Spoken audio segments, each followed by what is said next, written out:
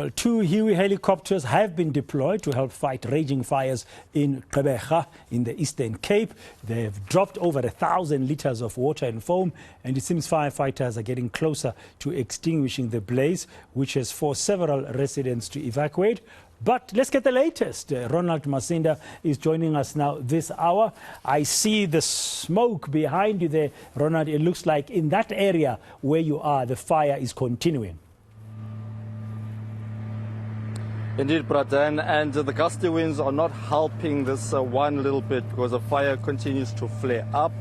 We are further down the road where the mall lies, and what we are seeing in the background is just a few people trying to put out this blaze because the people that we spoke to earlier, they had to move to another location where there are concerns that this fire could also go across the N2 where there's a residential area. People are saying that not only do they want to put out this blaze, but they also have to bear in mind that they have their own assets to protect their homes, and some of them are actually here with us. But what we also understand, Bradan, is that people are also using their own water to try and put this fire out. The gentleman that I spoke to earlier on saying that they have contributed as a neighborhood watch group to use water from their own boreholes, and this is why they've been able to try and put this fire out. But in many instances, what we've seen here in the metro is challenges of water, but what we've seen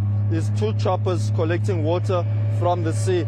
I am going to be trying to speak to one gentleman. Sir, thank you so much for your time. Sure. Introduce yourself to us and exactly how bad is the situation here. Okay, my name is Elroy. I'm a resident of Bridgemead, Port Elizabeth. It's kind of under control at the moment. We're trying to make sure that it doesn't get as worse as the Masinda fires were. So yeah, we are busy fighting it. We've got guys on the other end of the bridge, and we've got people on this side. We're all trying to work and team together to get the fire under control. So far, we've been succeeding and we've been winning with that. Do you have enough hands here, though, to assist you? Well, the more the merrier. We'd also like some donations of water and stuff like that. If the community can come out and help us, that'll be great. So yeah, just to keep it under control, I suppose. All right, so do you want to come in and chat to us quickly? I'm seeing you that you're nodding a lot here in the background. What is your name, sir? And exactly tell us the extent of the damages caused by this fire. Well, my name is Stephen. At the moment, this is one of about 18 fires in Port Elizabeth. Currently? Currently, yes. We had the helicopters this morning at the Beachview site where the shacks and stuff there was at risk. There was about 10 to 15 fire trucks there last night. They didn't need to evacuate. At the moment, we had one earlier at Greenbushes, last night Salsonville. Currently, we've got Forest Hill, which is burning. I'm not sure what the condition is there at the moment, but there's quite a few around this.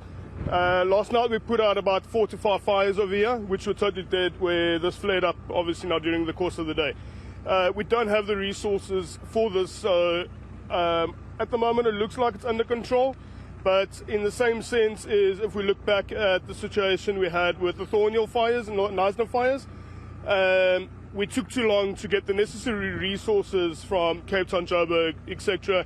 to come and assist us. So it's very difficult at the moment. I remember the Masinda fires very well, but what I want to ask you is, have you seen worse than this? This is quite bad. The last one was the Thornhill fires we had in the Masinda fires, which is very similar to this, where it's just flaring up. And in terms of today, will we see more and more people assisting from communities? Well, we're hoping so. If we can be able to get this out on as much platform and social media as possible, we should be able to get more resources in.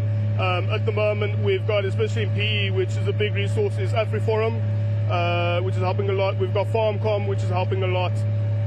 But at the moment, any resources, people that can assist, the more the merrier. Is the municipality doing enough, according to you? The municipality is doing more than enough. Behind us, we've got 2 vehicles, which are actually running between multiples. Like I mentioned, we've got multiple fires flaring up. So we don't have enough resources. So, you know, especially in a crisis like this, there's too many people. Like last night, we had the fires here but we had more life danger in Beachview Seaview side, so all the fire trucks were over that side, with minimal resources left in the rest of the Port Elizabeth. You mentioned earlier there were about 18 fires. Do you know, perhaps, according to yourself, the extent of the damages these fires have caused? At the moment, I'm not sure what the Beachview condition is. So far, I do know they didn't need to evacuate. They were at the point of evacuation. I know the mayor of Port Elizabeth was there last night as well. At the moment, we're looking at more bigger areas which are damaged, but not as great as what we experienced with the Knysna and the Thornhill fires. And finally, we are seeing the fire quite close to the N2, which is cause for concern for residents who are staying near the N2. Do you think that there's danger at this stage? I don't think there's anything immediate danger at the moment. It is pretty much under control. We are fighting it back to each other. However, like yesterday, we had a 5-car pile-up on the N2 due to people not listening to the road rules and going through thick smoke, which ended up in 5 cars being in an accident. All right. Thank you very much indeed for your time. We really appreciate it. So that is a call from residents here, Pradan, asking for more hands, for more assistance and for more resources here in Gqeberha. We are seeing quite a lot of people also in the other part of the metro assisting in other efforts because as this gentleman has mentioned, there are several areas where the fire is also not quite contained, but this is one of the worst affected areas at the moment, and many people also affected by traffic. We heard from the gentleman a car pile-up and also affecting how people are driving. So there's hope that this fire will eventually be contained, but at this stage, this is the situation. As they say, it's a little bit under control there. Thank you very much, Ronald. While the residents are doing their bit to get that fire under control, the concern is, of course, possible flare-ups in the other areas, but we'll have to get an update from you later on, because that gentleman you were talking to was saying there's 18 other fires that are happening in and around Gqeberha, 18 fires, including this one. Well, we'll catch Ronald a little bit later on this afternoon as we continue tracking that developing story of the fires in and around Gqeberha in the Eastern Cape.